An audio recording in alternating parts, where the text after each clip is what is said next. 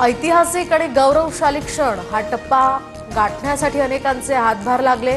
मुख्यमंत्री फडणवीसांकडून पंतप्रधान मोदींचं पुरातत्व विभाग आणि मंत्रिमंडळातील सहकाऱ्यांचे आभार। विधान परिषदेमध्ये आवाजी मतदानावरून जनसुरक्षा विधेयक मंजूर, तर गदारोळानंतर विरोधकांचा सभात्याग। राज्यपालांना भेटून बिलावर सही न करण्याची विनंती करणार। दिवंगत नेते गोपीनाथ मुंडेंची तिसरी कन्या राजकारणाच्या मैदानात, तर वैद्यनाथ अर्बन कोऑपरेटिव्ह बँक निवडणुकीमध्ये यशस्वी मुंडेंकडून उमेदवारी अर्ज दाखल।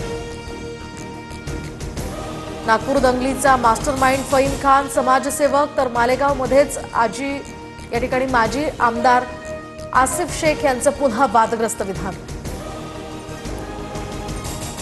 अहमदाबाद विमान दुर्घटनेसंदर्भात एअरक्राफ्ट ऍक्सिडेंट इन्व्हेस्टिगेशन ब्युरोचा अहवाल समोर। विमानाच्या इंजिनला इंधन पुरवठा बंद झाल्यानंच दुर्घटना, अहवालात नमूद।